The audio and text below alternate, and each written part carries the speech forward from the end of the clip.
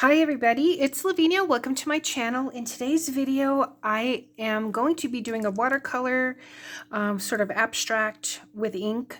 This is for the hashtag Artisan Journal Prompt 2024, which is hosted by Patty at Life with Patty. So this is week 9.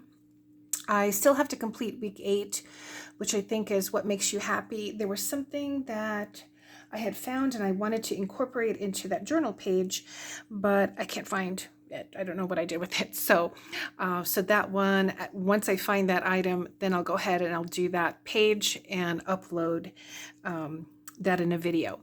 But this week's prompt is watercolor. So I have here some watercolor paper, which I'm going to go ahead and put on the page. So I sort of did a slight measuring here, leaving a little bit of a border. So, and I can always cut it a little bit shorter. And so I just did that with a pencil. And this is the page that I'm going to use for my 2-page spread. And this paper is the Canson watercolor paper. I got this at Michael's probably last year or so. I'm going to be using, so I have here my little cup of water. I'm using my Koi watercolors. Sorry for the glare there, but Koi watercolors. I got this at Hobby Lobby several years ago. And this is the kit. So it's more like a traveling kit. I usually spray it, so that's why it has like these rough edges here. I had done a swatch, and when spritzing water, it sort of diluted the ink on here. So I may do another swatch. And it does come with a couple of sponges, which I've never used, and a water brush, but I'm going to be using this mop brush to put some water down. And I thought I would try these brushes. This is a fan brush and a flat brush. So this is a Master's Touch, actually I'm sorry, a Fine Touch number 12. I don't know if you can see it there. Probably should fix the lighting on that. And this says it's a number 6 Fine Touch fan brush. So, and then I have here some Master's Touch graphic pens. These are the ones that are not water resistant or waterproof, so they do bleed. So I also have micron pens, so we'll see once I'm done with this which pen I'm going to use, but it will be done after I've put down the watercolor.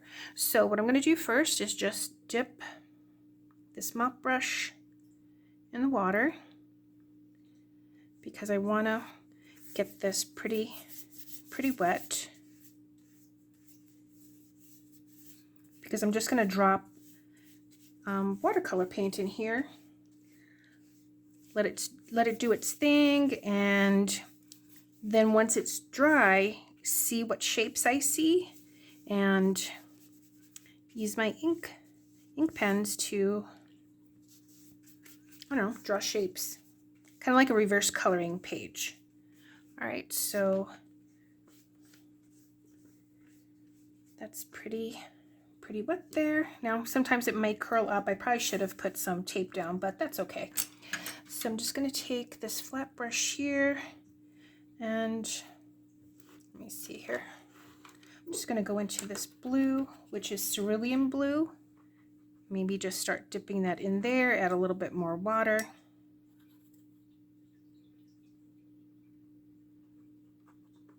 Probably see about maybe doing a landscape.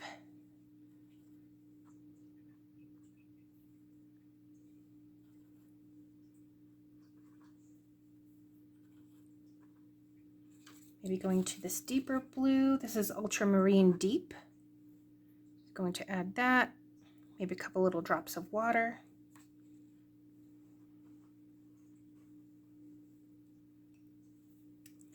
This is Prussian Blue.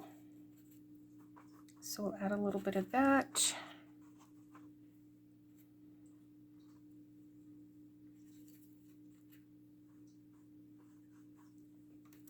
So I do have to say that this challenge has been really fun. I've been enjoying watching what others are making for their journal pages, picking up on some techniques. All right, and maybe I will go in with, let's see, this one is Viridian Green. This always reminds me of like a, I don't want to say it, maybe like a fake green, like not a green that you would really see in nature. Artificial, that's the word, I think. And this one is Permanent Green Deep. Just put that in, a couple of drops of water. Maybe we can go into some reds. Had some green in there that might turn brown, but so this looks like it's quinacridone rose. Throw a little bit of that in there.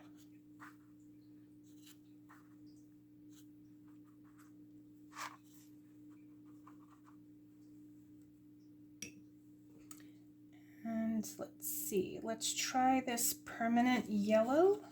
Permanent Yellow Deep is what this is called. Throw a bit of that in there. This is Burnt Umber.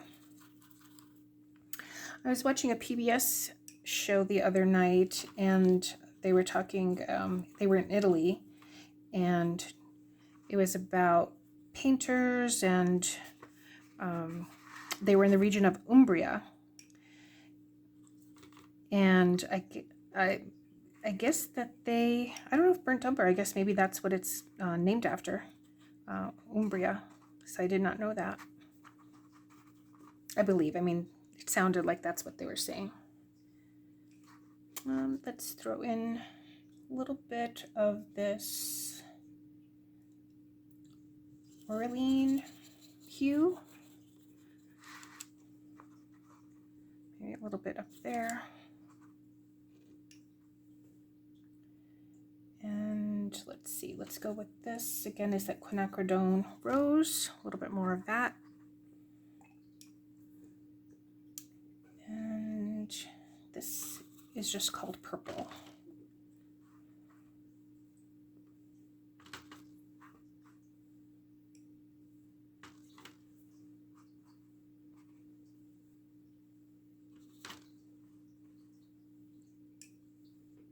A little bit more of that Burnt Umber.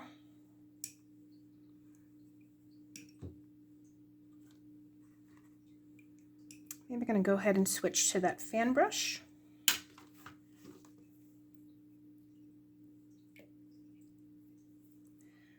Let's see. Let's go back to this Prussian blue.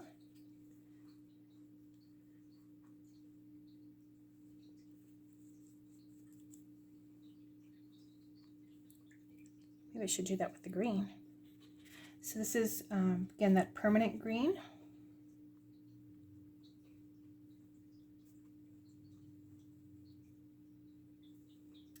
And this is that Orlean Yellow, or hue, I should say.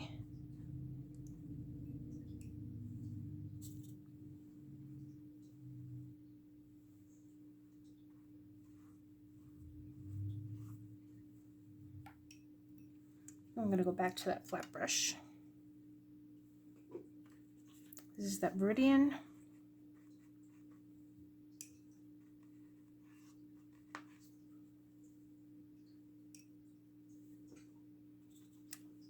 Back to the purple.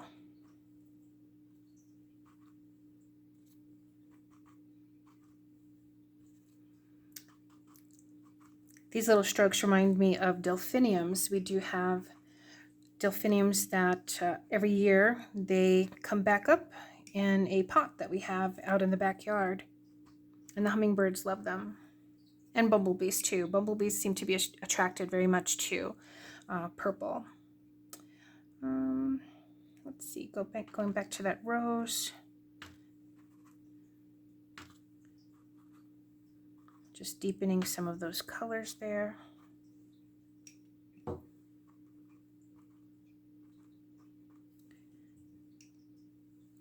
And I'm going to put add some white. I know sometimes some watercolorists say don't use white, don't use black. You know what? You use whatever you want. Pretty much. Do what you want. You know, it's here to use, and if you don't use it, you're never going to know. It just makes it a little bit more opaque, but this is, again, going into my journal. So I am going to use it. This is back to that cerulean blue.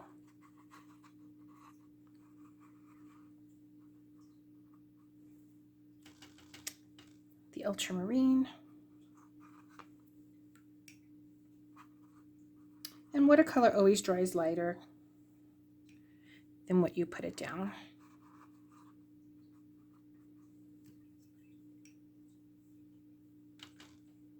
More cerulean. This is permanent green pale. I haven't used this one yet. Let's put that here.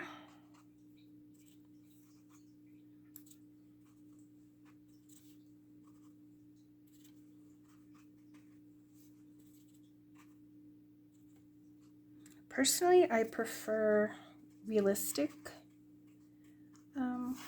over abstract because I don't know. But this, even though this is abstract, I can kind of see what I'm looking to do with the flowers and the leaves. So I think that's good. I'm just gonna put a couple of splatters of water, I think. Now you can add salt if you want to. That also gives some sort of different textures. Like I put my fingerprint there, so it was doing that. So just play around with it and enjoy the process and have fun. Okay, so I'm going to go ahead and get my heat tool just to speed up the process for this, because I videotape from my phone, and I tried editing way back when I was doing videos, and it just seems to take a long time. I don't know if it's my internet provider. So yeah, so I just pause when I can just to not interrupt. So I will going to pause this and I'll be back. Okay, so I'm back and this is all dry, and so I use my heat tool. I also use it on the back to hopefully not have it bulk or be as wavy as it could be, so it kind of straightens it out both ways. But I will probably have this maybe spritz the back, and once I'm done with the ink, put some books on top to have it lay flat a little bit more before I glue it to this journal page. So I have here, I keep in this little container all my markers and Sharpies. So I have these Micron PN markers. So I think I might just go ahead and use these. And these come in different, they were a set. So there's brown, blue, pink, red, purple, black, purple, brown, oh, a darker blue, I guess. So I think I'm gonna go ahead. Let's see how it looks though first. So let's start with this pink one and see if it shows up. Oh, I can use the black. Yeah, that doesn't really show up much, so I'll just go with the black.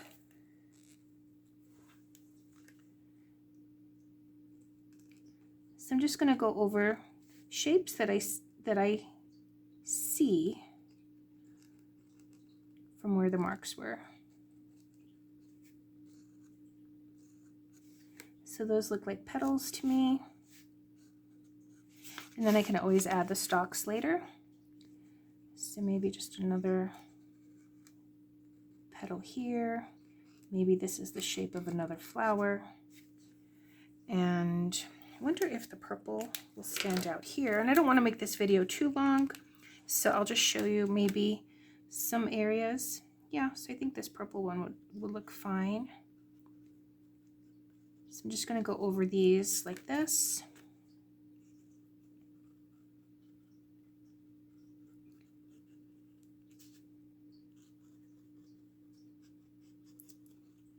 So I'll go over these and then I'll come back and show you where I'm at. Okay, so here I am with the inking. So I used some green, the black, and the purple. And hopefully you can see, let's see. So this is what it looks like. So I'm gonna go ahead and trim this.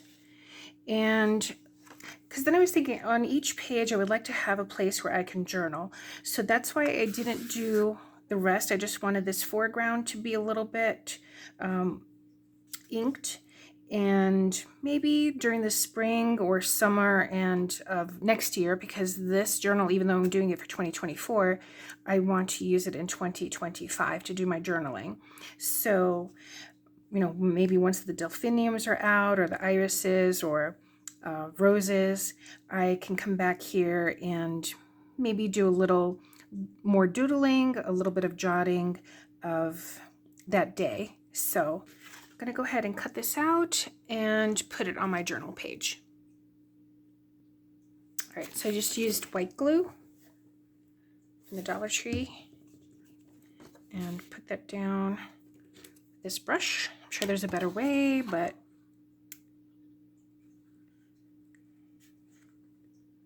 just going to go ahead and if it's not even, that's okay, because I can always put some trim at the edges. I'm just gonna use this. And I know I had said I was gonna have it spray the back of it with water, but I just wanted to get this done for the video. So